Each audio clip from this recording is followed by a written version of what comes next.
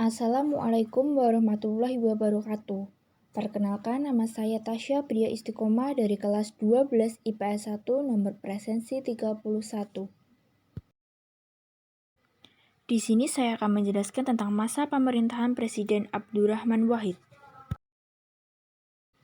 Abdurrahman Wahid, yang lebih dikenal dengan panggilan Gus Dur, terpilih menjadi Presiden Republik Indonesia keempat pada tanggal 20 Oktober 1999.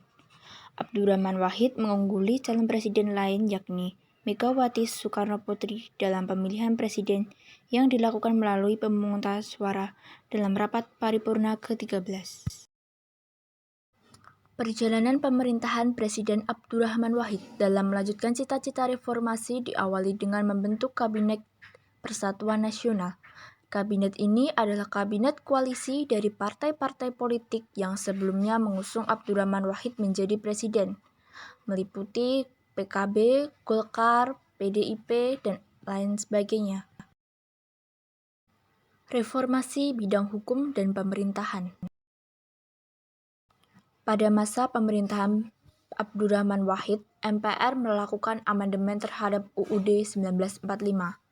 Pada tanggal 18 Agustus tahun 2000, amandemen tersebut berkaitan dengan susunan pemerintahan Negara Kesatuan Republik Indonesia yang terdiri atas pemerintahan pusat, provinsi, kabupaten, dan kota. Selain amandemen tersebut, upaya reformasi di bidang hukum dan pemerintahan juga menyentuh institusi Angkatan Bersenjata Republik Indonesia yang terdiri atas unsur TNI dan Polri. Berbagai kasus KKN kembali dibuka pada tanggal 6 Desember 1999 dan terfokus pada apa yang telah dilakukan oleh mantan Presiden Soeharto dan keluarganya. Namun dengan alasan kesehatan, proses hukum terhadap Soeharto belum dapat dilanjutkan. Pada tanggal 3 Agustus tahun 2000, Soeharto ditetapkan sebagai terdakwa terkait beberapa yayasan yang dipimpinnya. Pencapaian lain pemerintahan Abdurrahman Wahid adalah pemulihan hak minoritas keturunan Tionghoa untuk menjalankan keyakinan mereka yang beragama Konghucu melalui keputusan Presiden nomor 6 tahun 2000 mengenai pemulihan hak-hak sipil penganut agama Konghucu. Dalam kasus komunisme, Presiden Abdurrahman Wahid melontarkan gagasan kontroversial yaitu gagasan untuk mencabut TAP MPRS nomor 25 tahun 1966 tentang larangan terhadap Partai Komunis Indonesia dan penyebaran Marxisme dan Leninisme. Berbagai reaksi membuat Presiden Abdurrahman Wahid mengurungkan niatnya untuk membawa rencana dan gagasannya ke sidang tahunan MPR tahun 2000.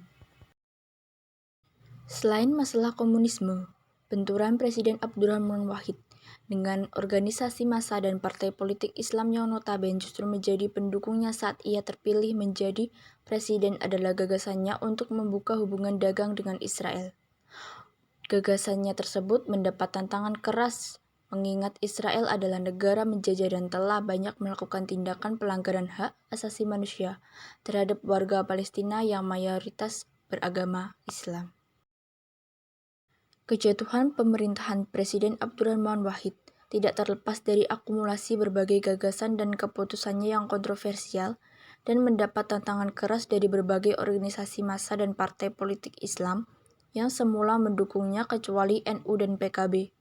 Selain gagasannya yang kontroversial mengenai pencabutan TAP MPRS, mengenai pelarangan komunisme dan gagasan pembukaan hubungan dagang dengan Israel, penyebab ketidakharmonisan tersebut berawal dari seringnya Presiden memberhentikan dan mengangkat menteri tanpa memberikan keterangannya dapat diterima oleh DPR. Jika DPR melanjutkan niat mereka untuk menggelar sidang istimewa MPR, maka Presiden akan mengumumkan keadaan darurat. Ribuan pendukung Presiden, terutama yang tinggal di kota-kota di Jawa Timur, melakukan aksi menentang diadakannya sidang istimewa MPR yang dapat menjatuhkan Abdurrahman Wahid dari kursi kepresidenan. Aksi ini berujung pada perusakan dan pembakaran berbagai fasilitas umum dan gedung termasuk kantor cabang milik sejumlah partai politik dan organisasi yang dianggap mendukung DPR untuk mengadakan sidang istimewa MPR. Ketegangan antara pendukung presiden pendukung diselenggarakannya sidang istimewa MPR tidak menyurutkan niat DPR untuk menyelenggarakan sidang istimewa MPR. Presiden sendiri menganggap bahwa landasan hukum memorandum kedua belum jelas. DPR akhirnya menyelenggarakan rapat paripurna untuk meminta MPR mengadakan sidang istimewa MPR. Menyadari posisinya yang terancam, Presiden selanjutnya mengeluarkan maklumat Presiden tertanggal 22 Juli 2001. Namun, isi dekret tersebut tidak dapat dijalankan terutama karena TNI dan Polri dari yang diperintahkan untuk mengamankan langkah-langkah penyelamatan tidak melaksanakan tugasnya. Seperti yang dijelaskan oleh Panglima TNI Widodo sejak Januari 2001, baik TNI maupun Polri konsisten untuk tidak melibatkan diri dalam politik praktis. Sikap TNI dan Polri tersebut turut memuluskan jalan bagi MPR untuk kembali menggelar sidang istimewa dengan agenda pemandangan umum fraksi-fraksi atas pertanggungjawaban Presiden Abdurrahman Wahid yang dilanjutkan dengan pemungutan suara untuk menerima atau menolak rancangan ketetapan MPR nomor 3/MPR/2001 tentang penetapan Wakil Presiden Megawati Soekarnoputri sebagai Presiden Republik Indonesia. Dengan demikian, MPR memberhentikan Abdurrahman Wahid sebagai Presiden dan mengangkat Wakil Presiden Megawati Soekarnoputri sebagai Presiden kelima Republik Indonesia pada tanggal 23 Juli 2001.